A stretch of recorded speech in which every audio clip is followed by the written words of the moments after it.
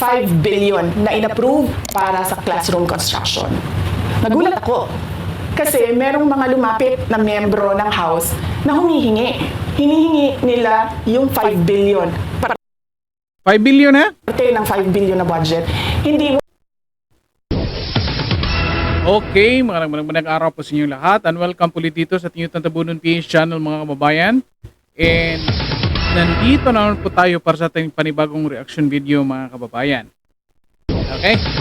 So ito ngayon pag-usapan natin, balikan natin yung sinabi ni Sara Duterte mga kababayan. Kung natatandaan ninyo, noong nakaraang taon, hindi naman masyadong matagal mga kababayan, may ilang buwan lang. May binulgar si Sara Duterte mga kababayan na kung saan, ito na nga, nalaman ng mga taong bayan na ito pala mga kongresista mga kababayan, ang dami palang ini-insert na budget ng mga proyekto sa iba't ibang ahensya ng gobyerno mga kababayan. Yan yung problema. Kaya tuloy binabanatan ito si Sara Duterte mga kababayan. At ngayon, nako, kilalanin natin mga kababayan kung sino yung tinutukoy dito ni Sara Duterte mga kababayan.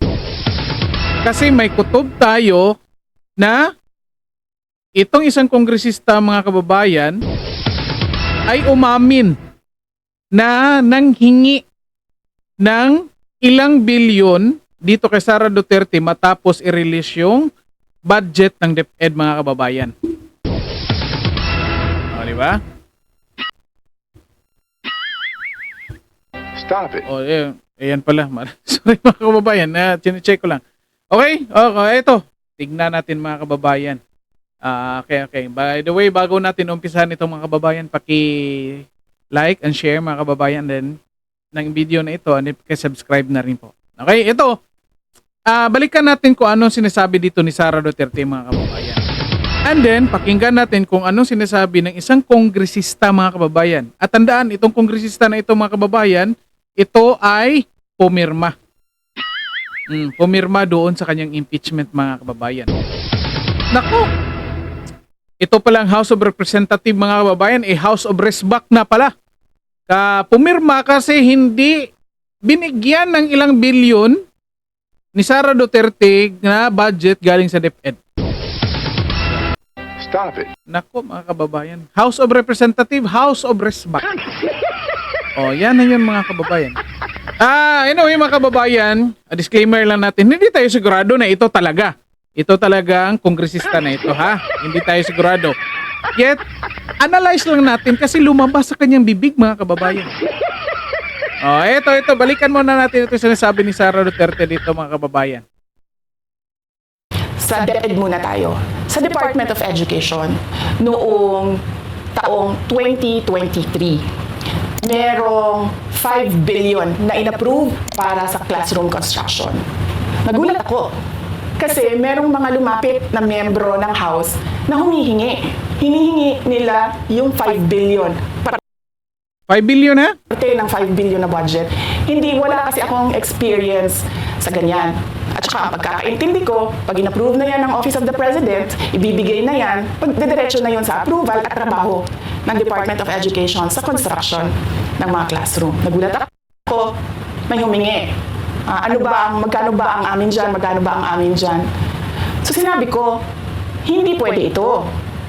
Kasi, ang mangyayari nito, hindi magagawa ng Department of Education ang trabaho namin na mag-construct ng classroom ayon sa classroom backlog at sa prioritization base sa backlog at sa classroom construction. Diyan na lang muna tayo mga kababayan ha. Diyan na lang kasi nakafocus tayo dito sa budget ng DepEd doon sa for classroom construction mga kababayan. Okay? Anyway, ngayon ko lang nalaman mga kababayan na pwede palang mag-request itong DepEd for classroom construction. Ang nalaman ko dati pala, yung mga for classroom construction mga kababayan ay dapat galing yan sa DPWH. Okay, well anyway, kahit ano pa man, basta may budget doon for classroom construction na naka-assign sa DepEd mga kababayan. Kung ginawa naman pala ito, dito 2023, kung ito dapat ginawa for 2025 mga kababayan, instead ilagay doon sa DPWH, hindi, I think wala sigurong magiging problema mga kababayan. But anyway, hindi yan yung pag-uusapan natin. Ito yung pag-uusapan natin mga kababayan. Kasi nga, ito, sinabi ni Sara Duterte na in-increase ng 5 billion yung DepEd budget kung classroom construction mga kababayan. And then, suddenly may nanghingi. Anong taon nito? 2023 mga kababayan. 2023. May nanghingi ng for construction, budget for construction. At sinasabi dito ng Sara Duterte mga kababayan na hindi yan pwede kasi allocated na yan. Appropriated niya, kaya nga tinatawag na General Appropriations Act mga kababayan kasi nga, kung ikaw, anong halimbawa, ito ka Sara Duterte, DepEd Secretary, mahingi ka ng budget, of course, allocated na yan mga kababayan. Di ba? Allocated na yan. Kaya nga pinipresenta mo yan doon sa Congress. And most likely, wala yang sinasabi doon na itong budget na ito para sa bulsa. Di ba? Wala nga siya. Kaya nga allocated nga tawag dyan mga kababayan. Okay? Kaya nga galit. Ito pala naintindihan na. Kaya galit na galit sila dito kay Sara Duterte mga kababayan kasi ito binubulgar talaga. And again, ito may papakita tayong video mga kababayan. Naipakita na natin to dati kasi isa ito sa mga pumirma at ito nag-explain siya bakit siya pumirma. At ngayon habang nag-explain siya mga kababayan, nahuli natin ito. Galing sa kanyang bibig na ito palang taong itong kongresista pala ito palang isang kongresista mga kababayan ay ito pala yung humingi ng budget. Hindi natin sinasabi na siya talaga. Yet isa siya kasi ito sinabi niya sa kanyang sariling bibig. Nasa na yon? Sa sariling bibig mga kababayan. Wala. Nasa na yun? Ito mga kababayan. Ito. Kilala nyo ito. Ipakita na natin dito. Na-explain na rin kasi naipakita natin dito. Kasi, ano tawag dito? Nag-explain siya kung bakit siya pumirma mga kababayan. At ang explanation niya kasi mawawalan sila ng hindi sila bibigyan ng budget. Pangalawa yung explanation niya, rest back mga kababayan. Di ba? Yan na pala House of Representatives, House of Rest back. Bakit rest back? Kasi humingi silang tulong ng kanyang asawa kay Sara Duterte, hindi sila napagbigyan. At ito ngayon, sinasabi niya, pakinggan natin, ito yung sinasabi ni Sara Duterte noong 2023, humingi ng pera para for classroom construction, mga kababayan. Diba? Ito, pakinggan natin, maiksi lang ito. Ito ha, oo. Ito sa pagkatinuod lang sa Vice Presidente, kay iduol ko niya itong 2023 na ngayon ko ang classroom, DepEd Secretary na siya, wala magaling siya kata. No? Aron nga ni Marisco ang tanan, ako yung ihunang-huna pero klaro. Muna ni Kuyog ko sa majority. Yung mga kababayan, ulitin natin mga kababayan. Ulitin natin ha, para klaro-klaro sa lahat mga kababayan. Nasaan na yun? Classroom, DepEd Secretary. Ito sa pagkatinuod lang sa Vice Presidente, kay iduol ko niya itong 2023 na ngayon ko ang classroom, DepEd Secretary na siya, wala magaling siya kata. Si Buano ito, tatagulogin natin mga kababayan para maintindihan niyo ha. Pasensya na sa aking Tagalog, hindi ako marunong mag-Tagalog mga kababayan. Anyway, paningkamutin natin ma-explain natin yung Tagalog mga kababayan. Ano sinasabi dito ni Congressman Juke Prasco mga kababayan ng Cebu? Cebu by the way, sa Cebu ito mga kababayan, ako nakakahiya to sa kanyang mga constituents mga kababayan. Nanghihingi pala ito. Nako.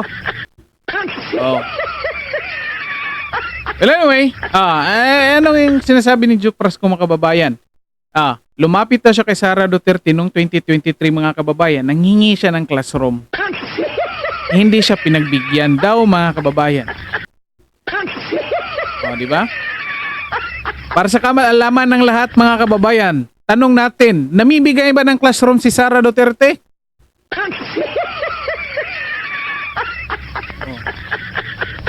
Of course, sigurado tayo mga kababayan, hindi yan classroom ang hinihingi mga kababayan. Kasi kung totoong classroom yan mga kababayan, pwede mo naman yan pakiusapan. Halimbawa, kailangan namin ng classroom, pwede isali mo dyan sa budget para sa susunod na taon. Di ba mga kababayan? Bakit ka manghihingi on the spot 2023? Immediately.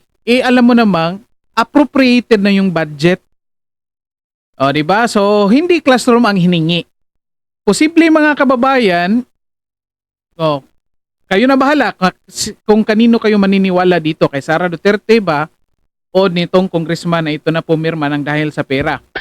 Kasi sinasabi ni Sara Duterte mga kababayan na paglabas ng General's Appropriations Act mga kababayan, pagkatapos pagpirma ng presidente ni Bongbong Marcos mga kababayan, na iningkrisan yung budget ng DepEd, lalo na dun sa classroom constructions, may mga lumapit na mga kongresista mga kababayan nang hingi mga kababayan, nagtanong magkano yung akin. So ito tanong natin, isa kaya ito si Joke Prasco mga kababayan? Mag-comment kayo dyan. Hindi ako nagsabi dito mga kababayan ha, nagtanong lang ako kasi ito sinasabi dito ni Joke Prasco na lumapit siya nang hingi siya ng classroom. Classroom na pinamimigay ni Sara Duterte. Di ba? Classroom kaya, mga kababayan, yun nga yung tanong natin dito. Kung talagang classroom ba?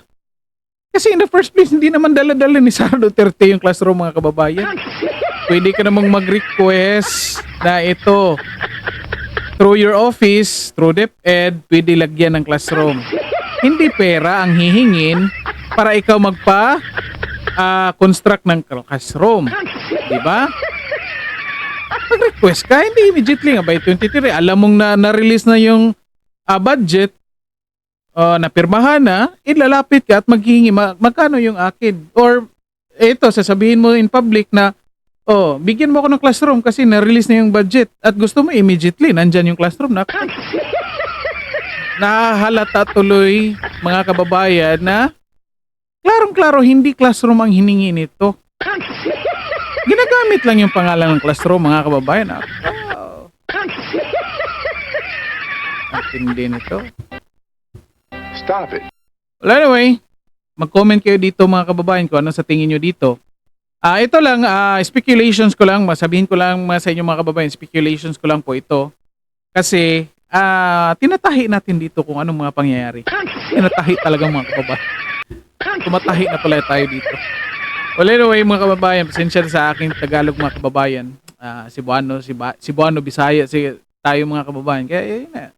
Buti na lang, Cebuano, Bisaya tayo, naintindihan natin ito sinasabi ni Congressman Joke Prasco mga kababayan. At ito, mukhang galing sa kanyang bibig na parang siya yung tinutukoy ni Sara Duterte rito mga kababayan. Anyway, so again, mag-comment kayo dyan kung ano sa tingin nyo dito, and then paki-like and share ng video natin, and then paki-subscribe na rin po. Okay, maraming salamat sa lahat at magandang araw sa inyo.